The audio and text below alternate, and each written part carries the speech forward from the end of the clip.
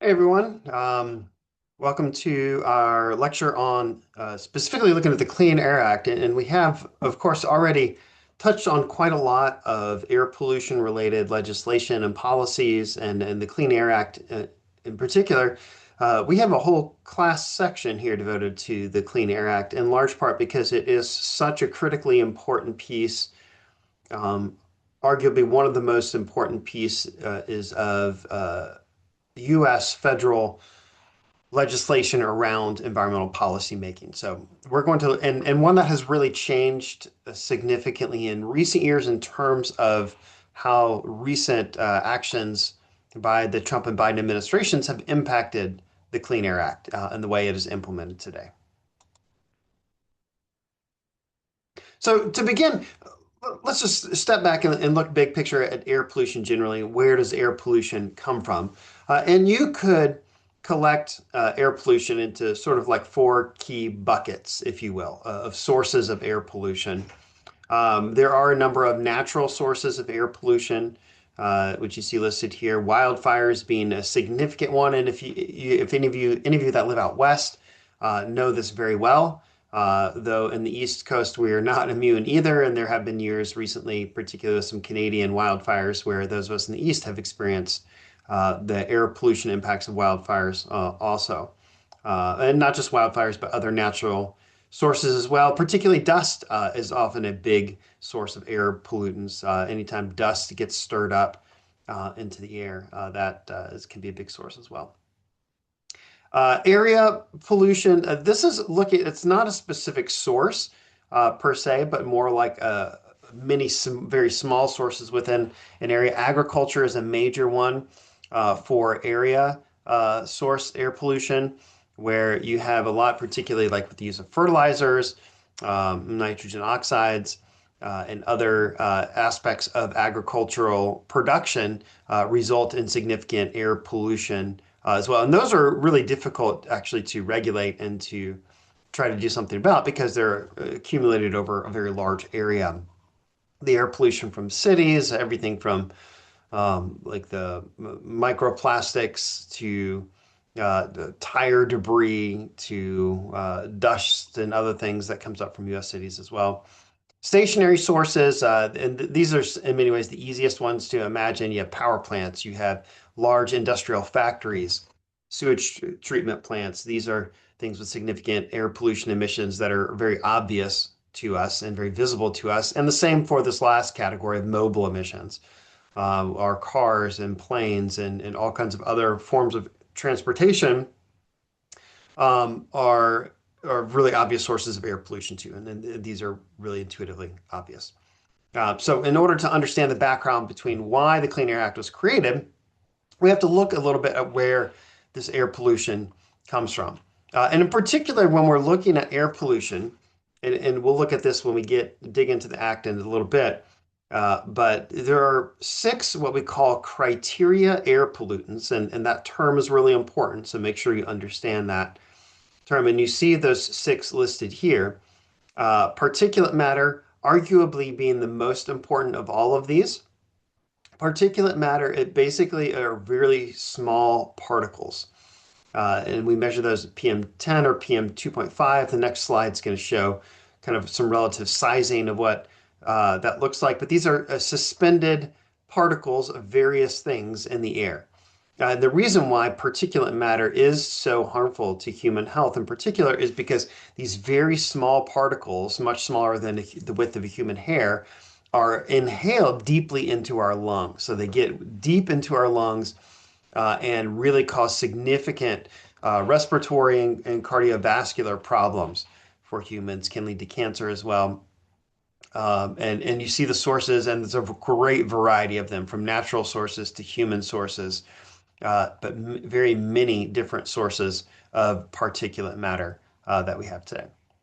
Lead is one that we've done a really good job of drastically reducing, in large part by eliminating lead from gasoline in the 1970s.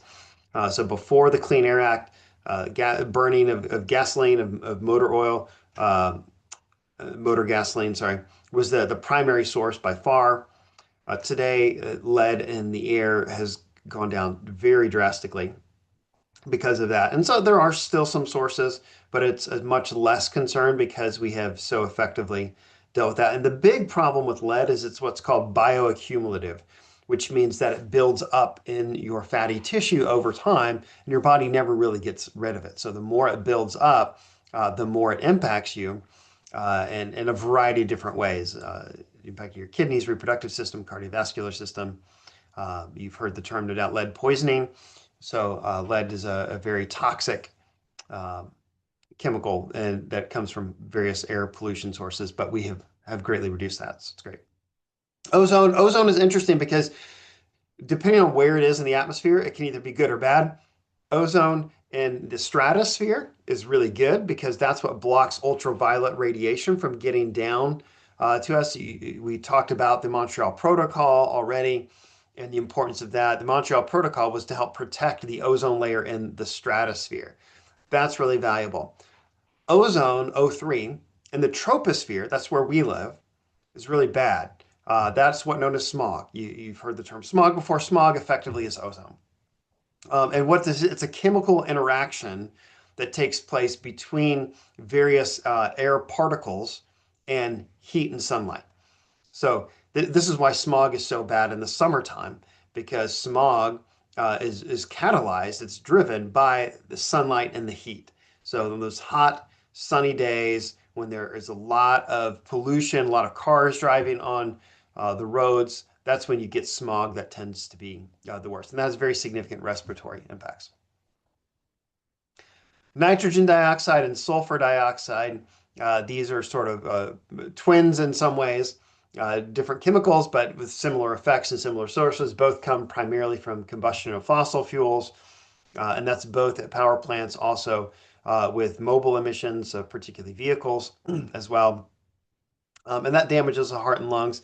But also, those two chemicals are the primary cause of acid rain as well. Another problem that we have made some good progress on, particularly because of one of the Clean Air Act amendments. But those are really harmful ones as well. And carbon monoxide as well, which is less so on sort of the macro scale and more so on the micro scale, and has to do with incomplete combustion towards carbon dioxide, and it reduces carbon dioxide to your body and can ultimately lead towards death if you're exposed to too great a concentration of that.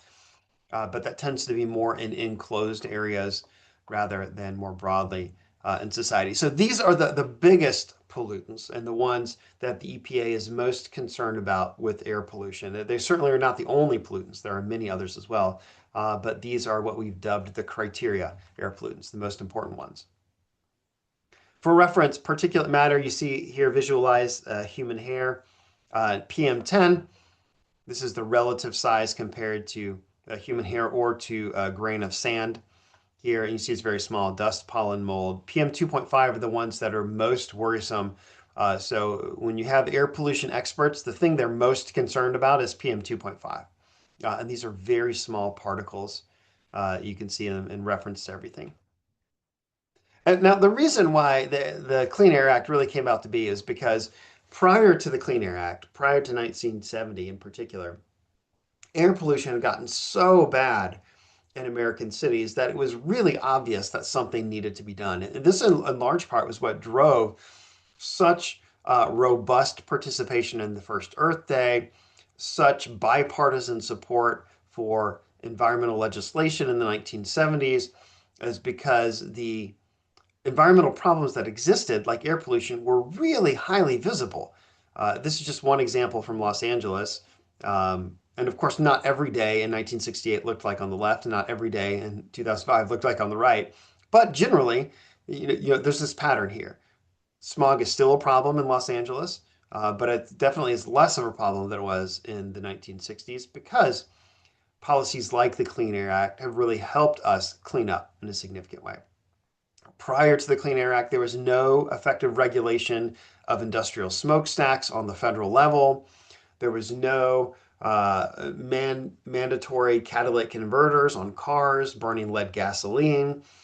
So all of these pollutants that weren't being regulated on the federal level, and that were quite, by this point, by the 1960s, quite pervasive in society in the United States, really resulted in horrible pollution and the obvious and universally perceived need to regulate that in some way because it was so visually obvious.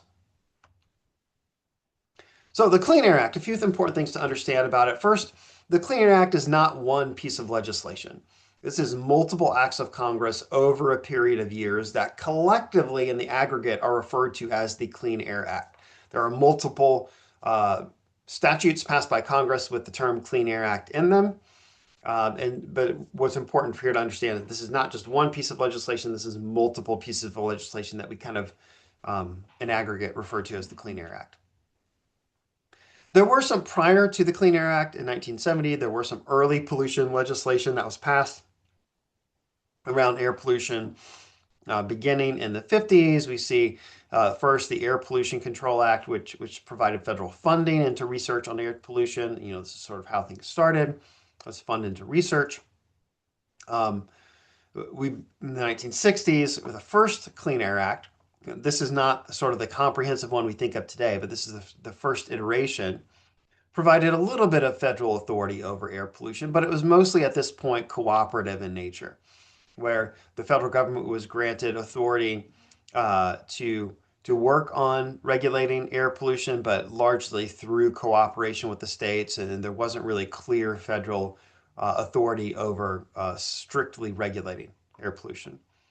We see the first vehicle emission standards, and then the Air Quality Act that started to bring some more of that together around research, around grants to states, and authorizing some federal action, but again, still limited. So what's important to know about these first efforts was that in the 50s and 60s, we began to attempt to have some sort of federal response to air pollution, but it wasn't comprehensive. It didn't grant clear federal authority for the federal government to regulate air pollution on any kind of meaningful and comprehensive way. So that paved the way for the Clean Air Acts of 1970 and then in 1977. And what we see here, first of all, 1970, critically important piece of legislation here, effectively looked at what was done in the 50s and 60s and then greatly expanded federal regulatory control over air pollution standards, requiring comprehensive state and federal regulations for industrial sources, for mobile sources like cars and other vehicles, and a really large scale. The four probably most important pieces of this you can see listed here, and we're going to look at each of these in much more detail here. Establishing what's known as the National Ambient Air Quality Standards, or NAAQS, and we'll look at that, and those particularly apply to those 6 criteria air pollutants that we already looked at. The requirement for states to submit state implementation plans. Those are plans submitted by all 50 states that address how they're going to, that discuss how they're going to address air pollution and how they're going to meet the federal standards. New source performance standards that have to do with new power plants and heavy industry. And then the National Emission Standard for Hazardous Air Pollutants, NESHAPs. These deal with other toxic chemicals. 1977, the Clean Air Act was expanded here, particularly to strengthen enforcement of the NAAQS, to give the federal government more ability to actually enforce those standards, and created a process of regular review. In other words, just kind of tweaking the 1970 Clean Air Act in order to make that a little bit stronger. Now, the first of those 4 key components of the Clean Air Act, the NAAQS, the National Ambient Air Quality Standards, these address those 6 criteria pollutants that you see again listed here and that we already talked about a little bit.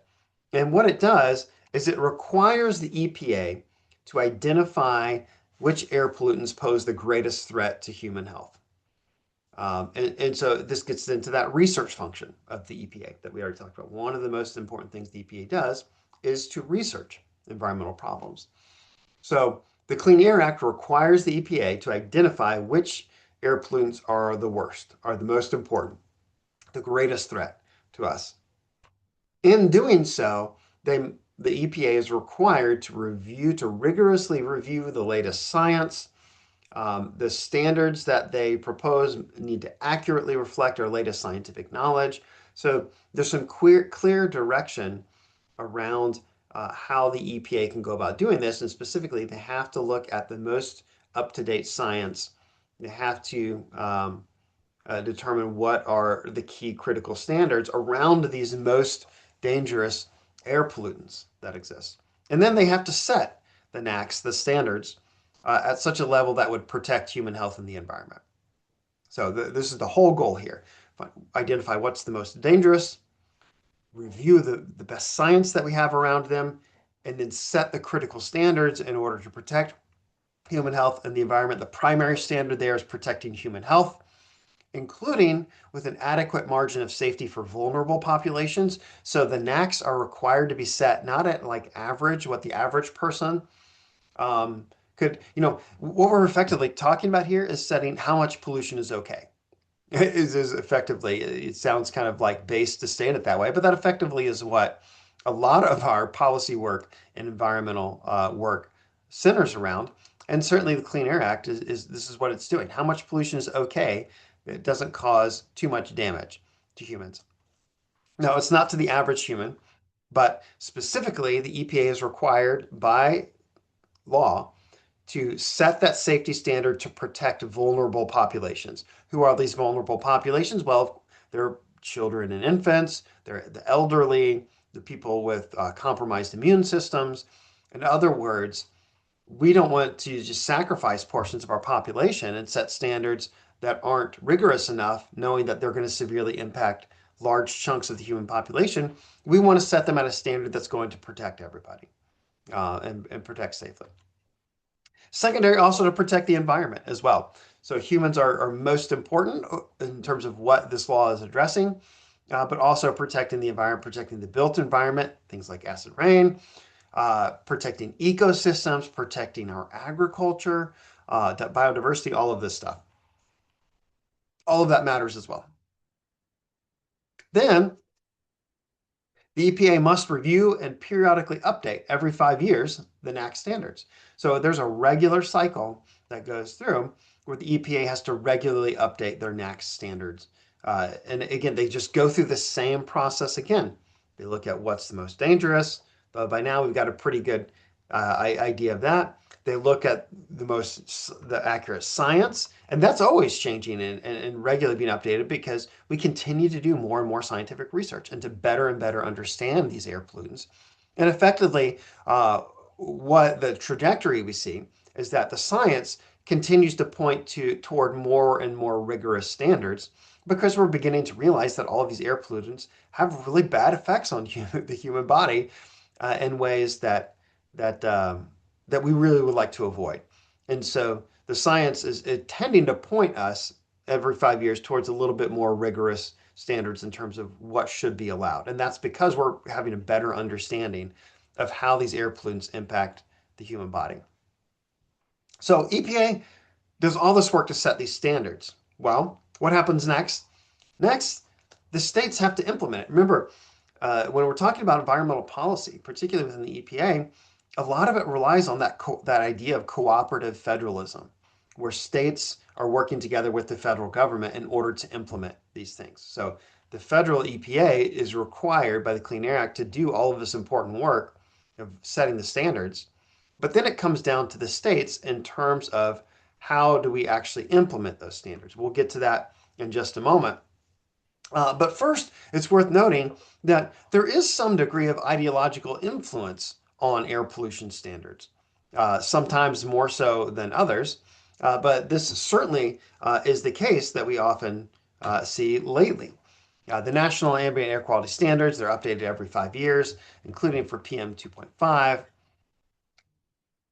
This is just walking through a bit of a process of how the process typically works. So EPA sets recommendations, again, based upon that best available science. Those recommendations are then reviewed by, historically speaking, a couple of key bodies here. So one, the Clean Air Science Advisory Committee is I believe, a 7-person panel that reviews those standards.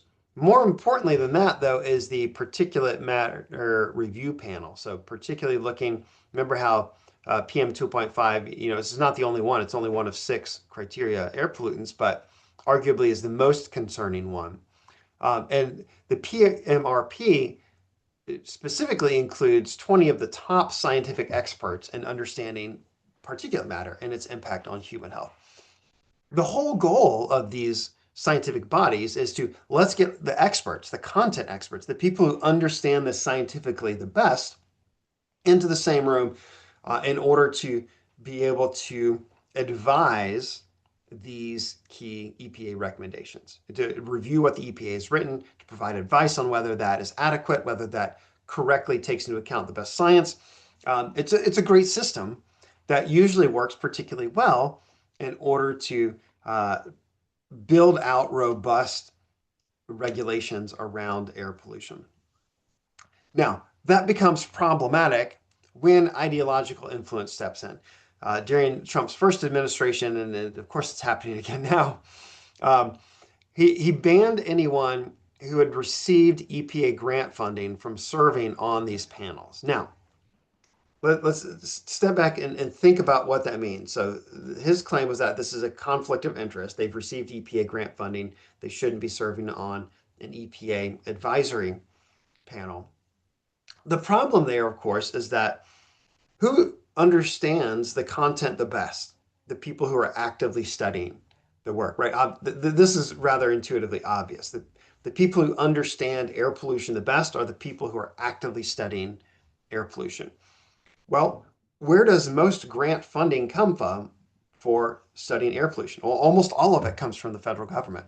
So effectively, by implementing that policy, that rule, he's making it so that the top experts who understand this content the best can't be involved in the advisory role of advising the EPA. So that becomes problematic there. And instead, what he did is he appointed industry scientists, so scientists from the industries that are being regulated, to provide advice about the regulations, which is an obvious conflict of interest. And state officials from Republican states, many of whom had already sued the EPA for various things. So it's a really significant conflict of interest. Not so much a conflict of interest for people who've had EPA grant funding, because they're the obvious content experts there. Definite conflict of interest for the regulated industries. So we see this prohibited the use of so-called secret science. I think we've already talked about that in here as well.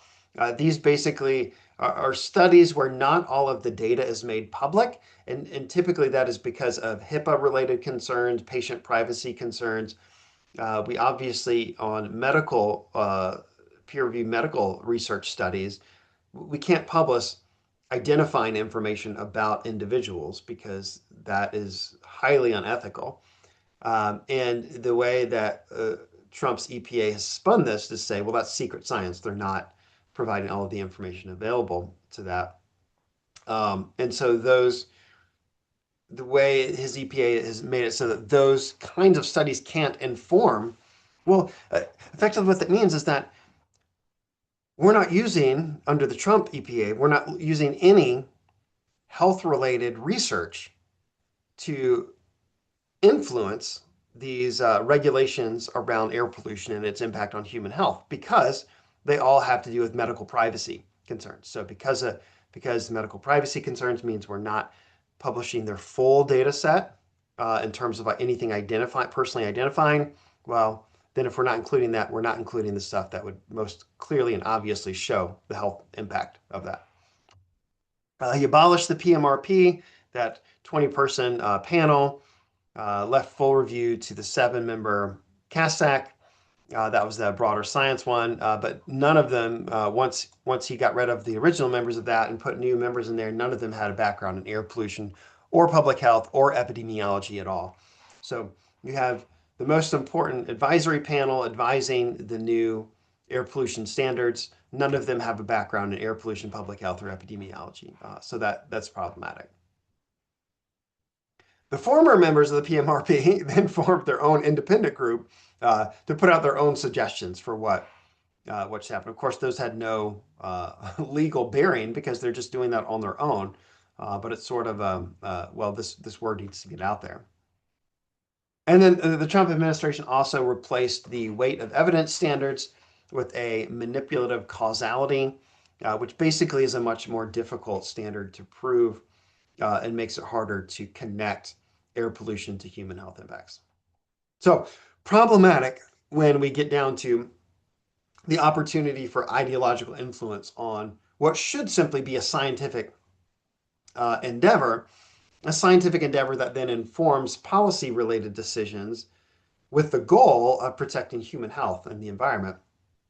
Well, once ideology gets infused into that, then that tends to divert things quite a bit. Now, of course, the other side, Democrats have their own ideology of what they're trying to accomplish as well. And that can definitely have an influence on the outcome of the air standards. The key difference that we see there, though, is that with recent Democratic administrations, what we've seen is that they're keeping these scientific experts in those roles. So these people who have the scientific expertise are still informing the policy recommendations. So the policy recommendations that come out are less so influenced ideology and more influenced by science in that respect. Certainly the administration still have their ideological goals of what they want, but the outcome is at least scientifically rigorous and checked from that. Yeah, enough on that. Okay, so back to how do we implement these? So the NAAQS, we got the standards, we have the air quality recommendations. We talked about how it's up to the states to implement these. What the Clean Air Act does is it requires the states to develop a plan. So they have to write up, here's our plan. So we've got these NAAQS recommendations up here. Each state has to then develop a plan for how they are going to address those recommendations. Now, it can include a bunch of different things. It can include a bunch of state level regulations that are in place. It can include statutes that are passed. It can include incentives that the state is giving. It can include ways that a description of how the states are regulating key industries in their state around this, documents addressing how they're planning to take corrective action when the regulated industries breach those levels. So it can include a whole bunch of other things, but basically it's a big plan. It's not this big. It's way bigger. Many hundreds of pages. The EPA then gets to review and approve those plans. So the EPA, federal EPA, takes a look at all 50 state implementation plans. And they say, are they doing what they're supposed to be doing to meet these standards that we set? So the way this federalism works, this cooperative model, states take the lead on the implementation. But the state plan, they have to meet that minimum criteria that the EPA has set through the NAAQS. The EPA then, if the EPA approves it, they give their stamp of approval. This implementation plan looks good. It meets our criteria. There's funding that goes with that. Remember we talked about the key point of the EPA is to provide funding to the states. There's a lot of funding for that. And states are really grateful for that. It would be a lot harder to make this system work if there wasn't funding to go along with it. The EPA does maintain enforcement power if the states aren't doing enough. So if the state plan doesn't meet the minimum standards the EPA has set, the EPA can reject that and force the state to redo their plan in order to meet the standards. That's sort of the federal backstop that's there. We already said all that. Plans are a whole bunch of different things. Okay, third, new source performance standards. What this is in the Clean Air Act, the EPA has authority to determine, again, what level of allowable pollution, how much pollution is okay for all new stationary sources. So this includes things like power plants, it includes things like heavy industry, major sources of air pollution. The EPA has the authority to dictate what level of air pollution is allowed whenever a new, and that really is a key word there, new, and we're going to go into existing ones and what that means. But remember, this is passed in 1970. So anything that's still existing pre-1970 at this point is pretty old. And the concept there being, if you think about, you pass a new law you're trying to deal with air pollution. Do you immediately, right away, require all power plants to meet the pollution standards that you would like to see addressed? Well, that becomes problematic because it's extremely expensive to do that. And all of a sudden, you're putting an unrealistic burden on existing power plants. This is how the theory goes. So the idea being with the Clean Air Act, we're going to do this for all new major sources going forward, but we're not going to deal with the existing sources because it's not fair or it's not realistic or it's too expensive or whatever. In setting these new source performance standards, new source being a new source of air pollution, they're required to use, quote, the best system of emissions reduction, taking cost into account. So, Clean Air Act, these regulations around new source performance standards, the way that the EPA is supposed to set it, it's supposed to be the best system for reduction, and it does have to take cost into account. So you can't just put pie in the sky, idealized version of what you want, regardless of cost. Cost has to be considered. The NSPS, these are reviewed every 8 years. Now, what do we do with existing facilities? Well, existing facilities are exempted from the new source performance standards, unless, and there's a whole lot of contention around this unless, they undergo some sort of physical change or change in mode of operation that would, quote, significantly increase emissions. Now, that significantly increase, there's been a lot of controversy around what that term means right there. But existing facilities pre-1970, they don't have to change anything unless they do something to their facility that's going to significantly increase their emissions. Then that triggers what's called new source review. In other words, it may be an existing plant, but if they change something that's going to significantly increase the emissions, that triggers new source review, and suddenly that plant now has to meet the new source performance standards that we're talking about here. Routine scheduled maintenance is exempted. Just regular maintenance, that's not quite the same thing. Now, this does beg the question, though, of how do we interpret this new source review? And this is where a lot of the contention has really come about. Now, the theory here, and again, thinking back to when this was implemented, the idea was that, old inefficient power plants, they're just going to fade away. And if you think back to 1970, like what's the thought process here? We've sort of got this like heyday of industrial expansion and economic growth and growth of the American economy. These inefficient ones, they're going to fade away. So now we're really not going to have to worry about existing facilities very much because we're going to keep building these newer and better facilities.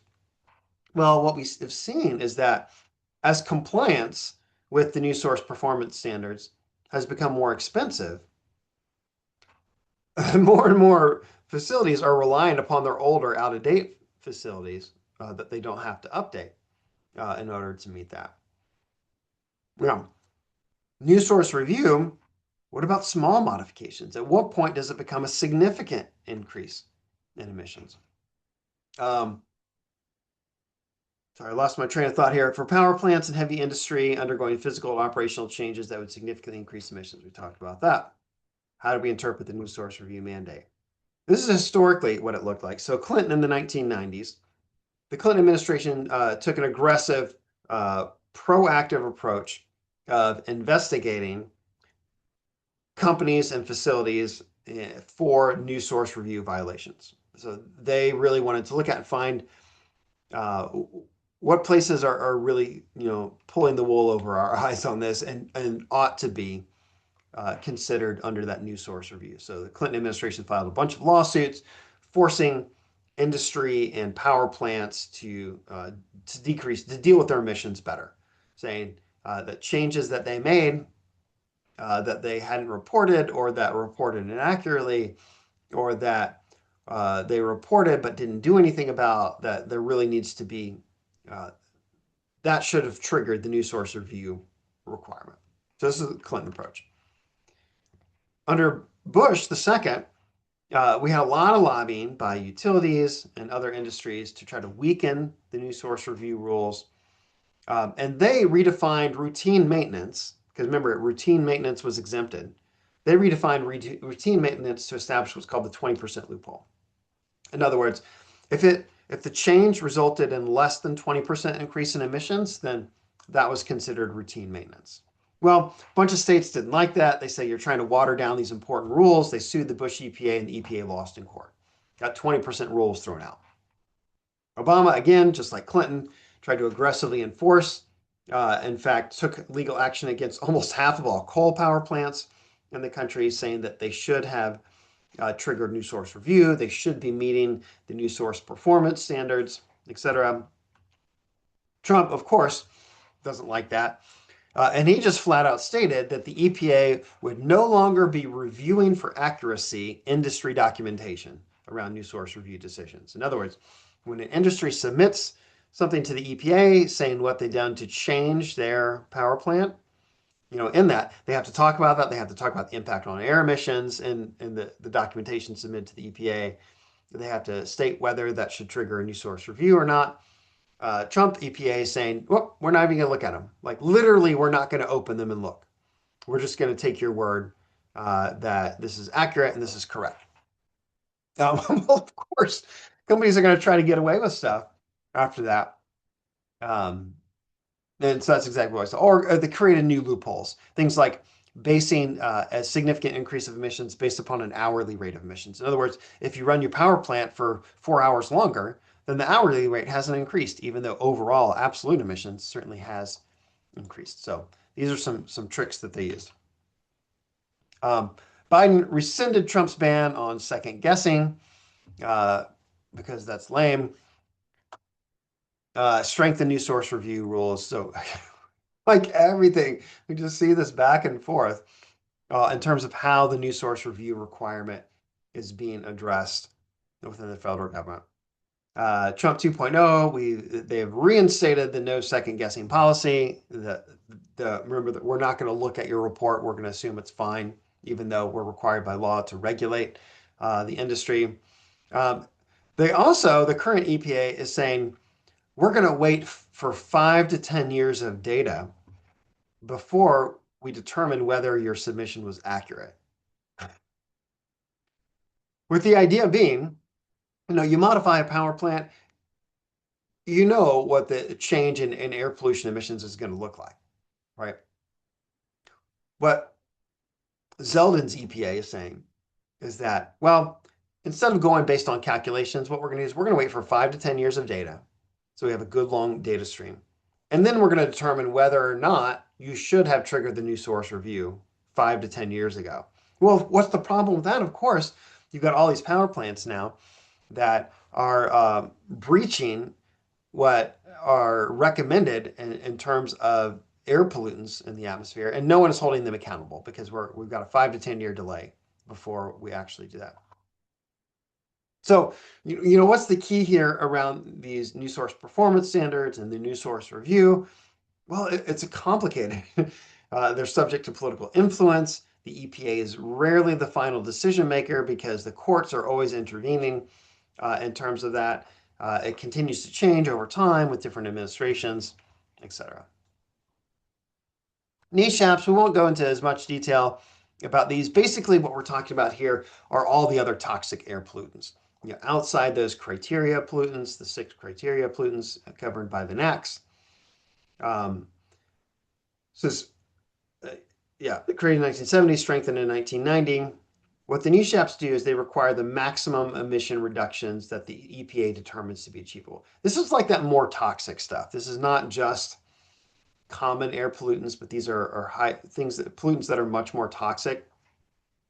The EPA is required to set standards for maximum emission reductions. These have to be revised every 8 years.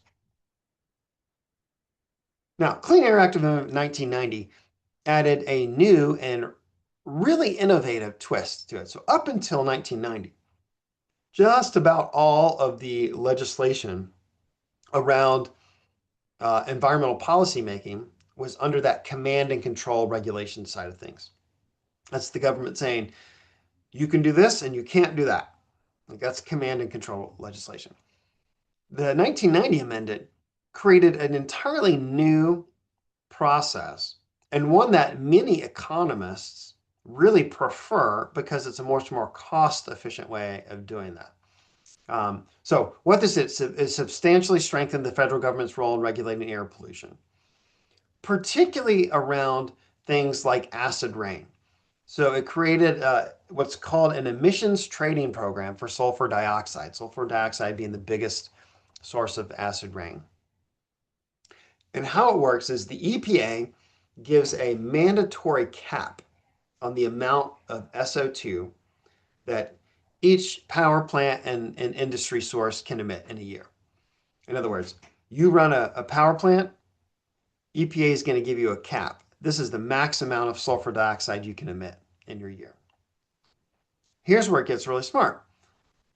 They created the ability for sources to trade or sell portions of that cap. So if you imagine, say, power plant A and power plant B, well, maybe power plant B has some real cost-effective ways to reduce their emissions. And they have just figured out a very effective way of reducing their emissions, and they've reduced to half of what their cap is. Let's say power plant A, they're really struggling. Maybe their plant is older. Maybe in their region it's more costly to put those pollution abatement measures in, and they really struggle with that, and they're exceeding their cap. Factory A can buy those extra unused allowances from Factory B in order to meet that excess that they've done, rather than paying a stiff penalty for that. Now, where this really comes in handy is Factory B probably wouldn't have put all of those emissions control technology in on their own. But because of this new program where they can now make money, not just by reducing their own emissions, but by selling their extra allowances. And the end result is that across the board throughout, the whole of sector and society, we see sulfur dioxide emissions go way down and go down at a much more affordable way than if the federal government had just imposed command and control technology onto it. Like if the federal government could have said, you have to put this model of scrubbers into all of your smokestacks and everyone has to do this, that could have worked, but it would have been a lot more costly. This is called a cap and trade system. You put a cap on the amount of emissions. If you go under that cap, you can sell or trade your extra allowances to other groups that need that extra amount to expand their cap. We see these to be a very effective way of actually reducing emissions. Highly successful program. I don't think I put the stat in here, but it was something like it cost only like 20% what they expected it to cost altogether to get to the goals of where they're trying to get to. The Clean Air Act Amendment of 1990 also followed up. This is like 2 years after the Montreal Protocol was signed, and it followed up with developing a plan for phasing out ozone depleting substances such as chlorofluorocarbons in line with the Montreal Protocol. Stationary source operating permits, created a national permitting program for large polluters. It strengthened the NESHAPs, adding another 189 hazardous pollutants to the list of toxic chemicals that were to be controlled by the EPA. This was arguably maybe the most important piece of legislation in George Bush, the elder Bush, is tenure, and certainly the most environmentally friendly legislation that we've seen from a Republican in quite some time. Really, really important piece of, probably second only in importance to the original Clean Air Act of 1970 in terms of its importance in dealing with air pollution on the federal level.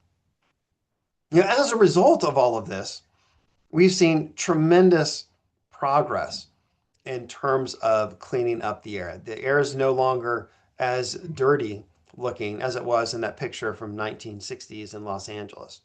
And you see these dramatic decreases here in terms of air pollutants in the atmosphere. Now, we still have a lot of progress to go. There's still a long ways to go in terms of reducing air pollution, especially as we see electricity use increasing, more vehicles on the road, these other forms of pollution, we see those increasing, but the control technology around those emission sources is improving and getting better. So we are seeing progress on that.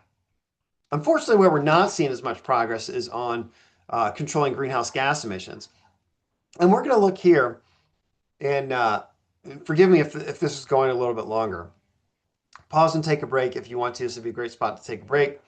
Come back here. I've got about 5 more slides, and we're going to look specifically at how the Clean Air Act deals with greenhouse gas regulation. So take a break if you need to, and then come on back. Now, remember, the Clean Air Act is from 1970.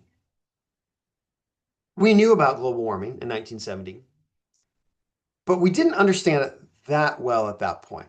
Our understanding, we knew that burning fossil, we've known that since before the Civil War, for over 150 years, almost 200 years, we've known that burning fossil fuels would increase the global temperature.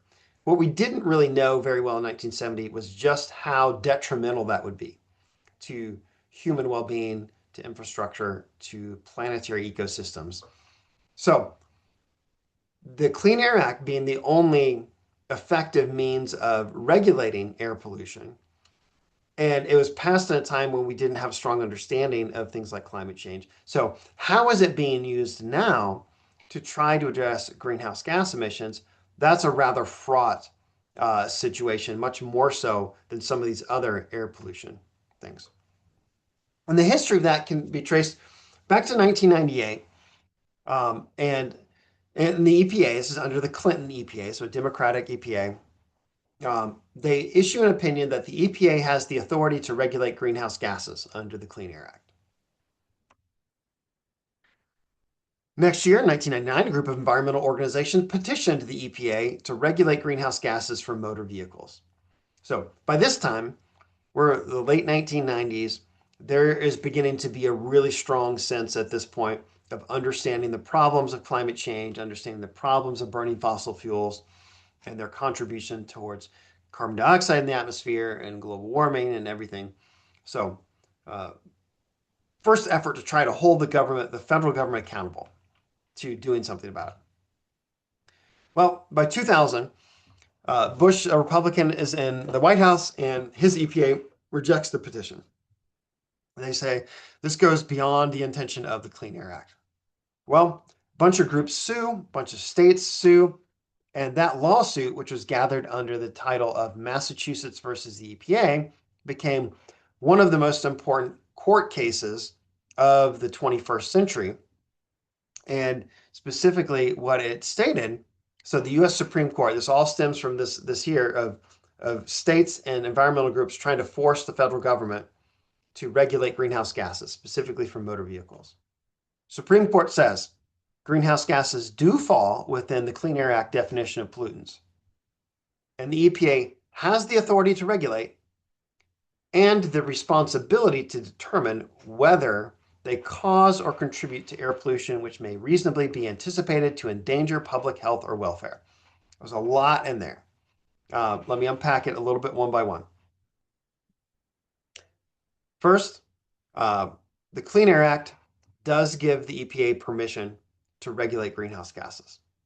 So that's important. Now, the Supreme Court's not saying here you have to regulate greenhouse gases. What they're saying is the EPA has permission under the Clean Air Act to do so. However, that's a little bit contingent upon the second clause.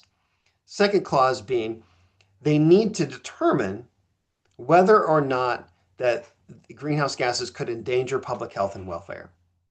But not only do they need to determine that in order to regulate them, the EPA specifically states the Supreme Court is forcing the EPA to do that. If you remember back to our court discussion, sometimes the courts can compel actors of the government to do specific things. This is a case where the Supreme Court is compelling the EPA, you need to look at this and determine whether or not it poses a danger. This initial decision was only related to motor vehicle emissions, so keep that in mind. Well, by 2009, Obama is in office, and the Obama EPA does in fact issue what's called an endangerment finding. That endangerment coming from that word back up here for greenhouse gases, saying yes, we've looked at the science, greenhouse gases do pose a danger to public health and welfare. Since that's the case, the EPA is then compelled to begin the process of regulating greenhouse gases for motor vehicles because the Supreme Court in Massachusetts versus the EPA has said they must do that if they find them to be a danger. So they do it under Obama.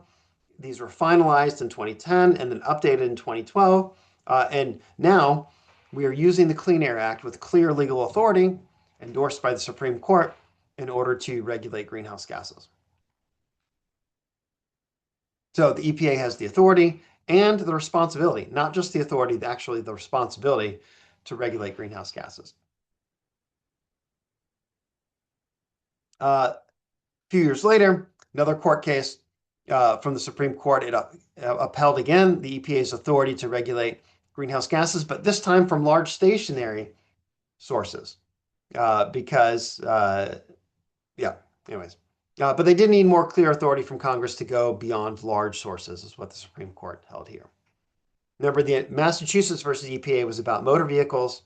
Supreme Court said here that they expanded that beyond motor vehicles to include large stationary sources, but not those that were smaller than large. One moment. Talking too long. 2015, the Obama EPA released their plan for how to do that. Remember, they have not just the authority, they have the responsibility now to do it according to the Supreme Court.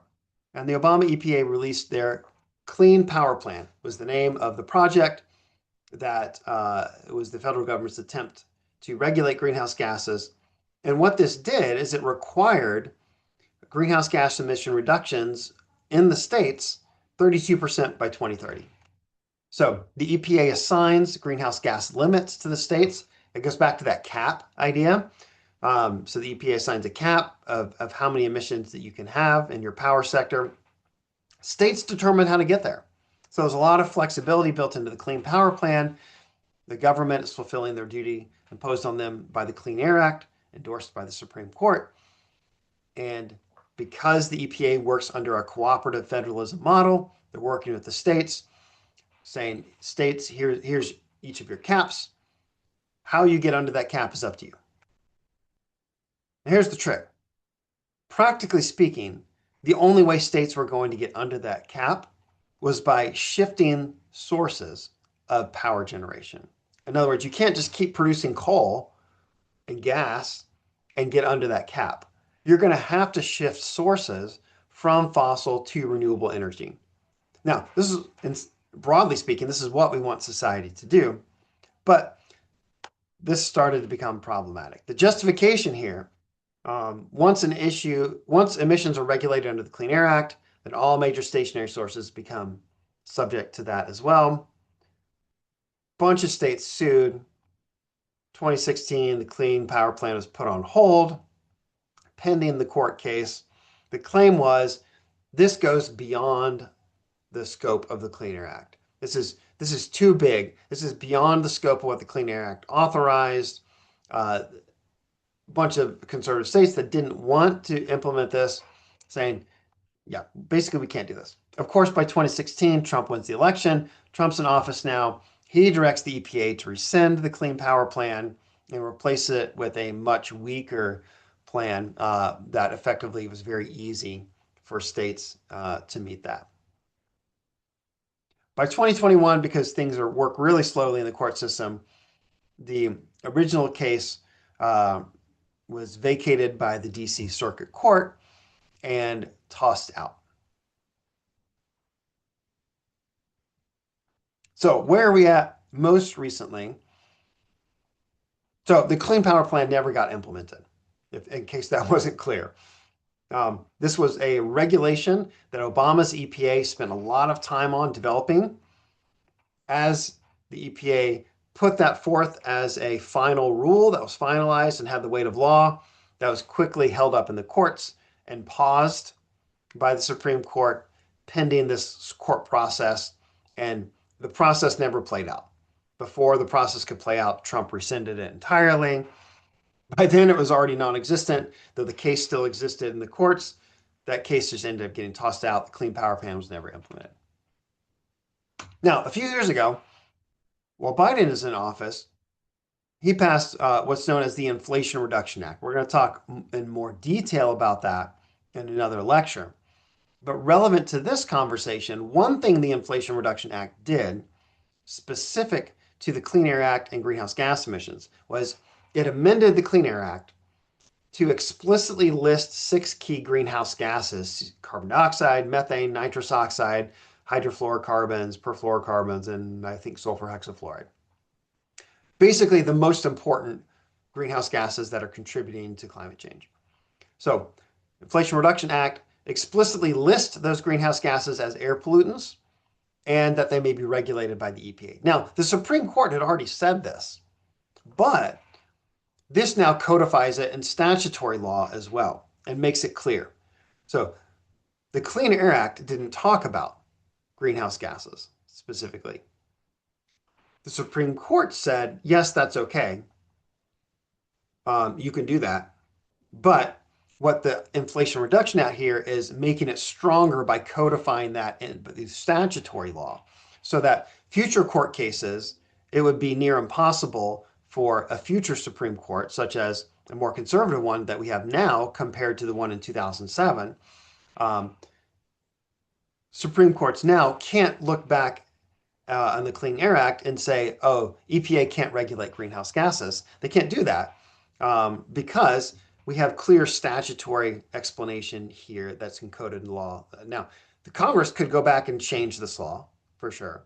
The Supreme Court could say that's unconstitutional, but there's really not a strong legal foundation for trying to determine that. So Inflation Reduction Act codifies that, basically codifies Massachusetts versus EPA into law. However, this becomes problematic here. West Virginia sued the EPA. And this just comes back to the Clean Power Plan, which was long dead by this point. But in West Virginia versus the EPA, which got up to the Supreme Court, the Supreme Court ruled that the Clean Power Plan was unconstitutional, not because they didn't have the authority to regulate, but they didn't have the authority to regulate by forcing a generation shift. In other words, a shift from high to low emissions technology. So it wasn't that the EPA doesn't have the authority, it was that the way that they were enforcing that authority was not constitutional. This has to do with what is called the major questions doctrine. And this established a whole new precedent that has dramatically changed how executive branches function. Major questions doctrine says, in areas where the original congressional statutes are ambiguous, if it's about a topic of significant political and economic importance, the courts will assume that Congress is not delegating that authority to the executive agencies. There's always ambiguity in congressional statutes because they can't think of every possible application of that law. So this is saying, if the issue is of major political and economic importance and the law is ambiguous, then the assumption would be that Congress has not delegated that authority to the executive agency. So this isn't that the EPA can't regulate greenhouse gases, but they can't regulate it by generation shifting, by forcing states to shift what type of generation they're doing. This is what the Supreme Court in 2022 determined. Still have the power to regulate new power plants. They can still force emissions reductions on existing plants. They can still regulate existing plants that make physical changes, that new source review process, all of that still there. They can't do it this way.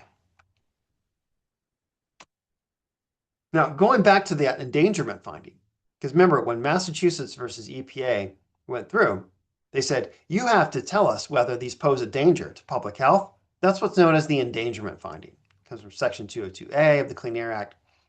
And this is really the foundation upon which those air pollutants are regulated, is this endangerment finding. If the EPA determines that an air pollutant poses a danger to public health, then they have to regulate it. If they determine it does not pose a threat to public health, then they can't regulate it. So Massachusetts versus EPA, Supreme Court says you have to review greenhouse gases, you have to make a determination. The Obama EPA makes the determination, that becomes the legal basis for all EPA actions to regulate greenhouse gases, is that endangerment finding. Supreme Court said, yes, you can do this, but it has to meet that endangerment finding. Obama's EPA said it does. Unfortunately, as you just read, Trump's EPA just this year, just a couple of months ago, repealed the endangerment finding. Where this becomes absurd is there are really very few issues that pose a greater threat to human health than climate change. So yes, absolutely, greenhouse gases, carbon dioxide, methane, nitrous oxide, etc. These are some of, if not the greatest threats to human health that we have seen. Nevertheless, the Trump EPA has repealed that and said, no, they pose no threat to human health. Where that becomes problematic, so sure, future administrations could issue a new endangerment finding. Certainly the science supports it very clearly without any ambiguity. So future EPAs can, in fact, do that. But it's difficult to redo and undo regulations again and again. For a couple reasons, it's still difficult. One, the major questions doctrine. The Supreme Court has now set a precedent of you can only regulate in ways that are, if it's of significant political and economic importance, and certainly everything connected to climate change and greenhouse gases absolutely is, you can only regulate in ways that the Clean Air Act explicitly gives you permission to do so. So that already limits the type of response the EPA can have to begin with. Also, because of the Loper Bright Enterprises case, as well as the West Virginia case, we see courts no longer defer to agency expertise on statutes that are somewhat ambiguous. So the courts are now the arbiters of that as well. So there's a lot that's up in the air, and it's a little bit unclear to what extent future environmental protection agencies will be capable of reestablishing an endangerment finding for greenhouse gases. I know that's a lot. The Clean Air Act's a lot. There's a lot to unpack here, but it's critically important material. Make sure you understand this. Make sure you understand how we use the Clean Air Act to regulate greenhouse gases, how we've attempted to do that over the past few decades, and how the really important key functions of the Clean Air Act, like the NAAQS, state implementation plans, etc.